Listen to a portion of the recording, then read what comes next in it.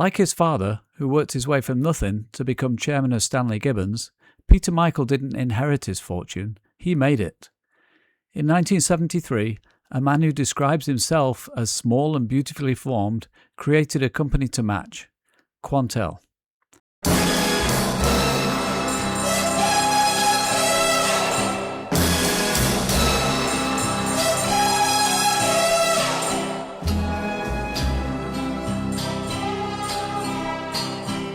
"15 years earlier, as a schoolboy interested in electronics, Michael got himself a summer job at the local TV and radio repair shop in Croydon, and the next summer, an internship at Rolls-Royce in Derby, working with the newly invented germanium transistors.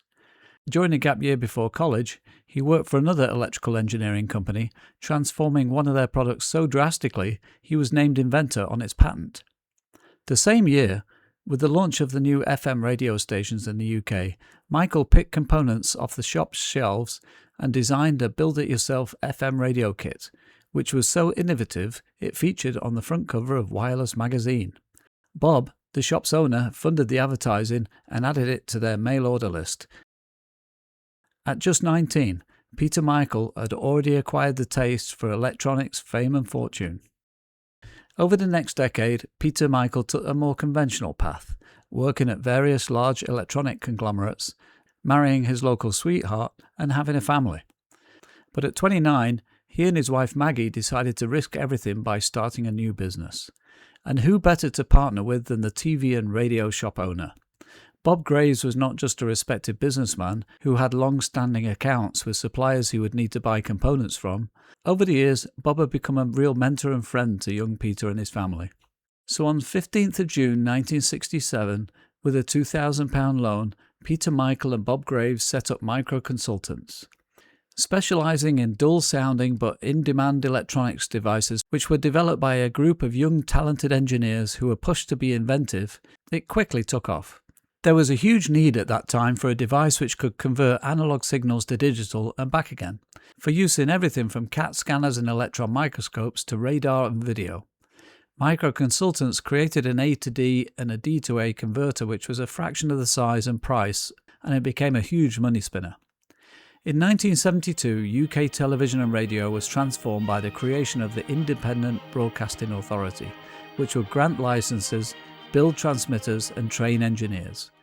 Today, the Sound Broadcasting Act has come into force, and so this morning we mark this important event by saying something about what it means to us and to the trade. The IBA will be responsible for both independent television and independent local radio. But we're hoping that the new initials, the IBA, won't add too much to the confusion about who does what in independent television. Knowing the industry well and thinking they could get the rights to provide a video standards converter, Tony Stalley and John Coffey decided to set up a company in Newbury, but before it began, the rights were sold to Marconi and the financial backer pulled out. Peter Michael saw the potential and funded it as part of Micro Consultants, and the first employee's wife, Rhiannon Owen, named it Quantel, combining her husband Peter's description of the new quantized television he was working on. Within 2 years, Peter Michael realized his investment in Quantel was not going well, with high monthly expenses and a lack of innovative products beyond a time-based corrector, which was sold in the American market under the importer's name IVC. In contrast, Micro Consultants' newly formed video division, led by Richard Taylor, had developed a compact video frame store which would prove to be the foundation of so many later Quantel products, but for now was being used in a revolutionary video and signal data device that sold into many industries, called the Intellect.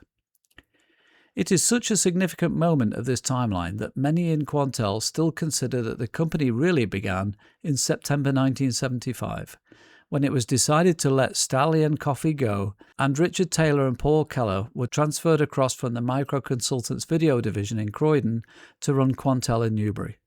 The decision paid off, with Quantel increasingly overshadowing the success of Micro Consultants in terms of product innovation and revenue. In 1982, the whole group was merged into a publicly listed company, UEI plc, and with money flowing in from Quantel's world-beating inventions, they began diversifying, buying Cosworth Engineering, which as you can see made motorcycle fan Bob Graves very happy indeed. Sir Peter Michael, as he had now become, sold UEI to Carlton Communications in 1989, using some of the profits to create not an FM radio kit this time, but the only and still the most popular national FM radio station in the UK, Classic FM. Sir Peter's father would no doubt have been proud that Quantel's world-beating revolutionary video effects machines were even used to create the world's first digital stamps. In just 21 years, Peter Michael, Bob Graves, and a group of extraordinarily talented individuals transformed a £2,000 investment into a £500 million multinational company that changed our world forever.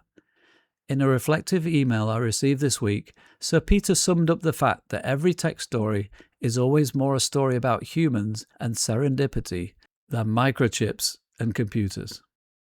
The whole arc, from a schoolboy's bike propped against a shop window in Croydon to a company that changed how television looked, was driven by curiosity, a knack for making things work, and a girl who was a better dancer than I was.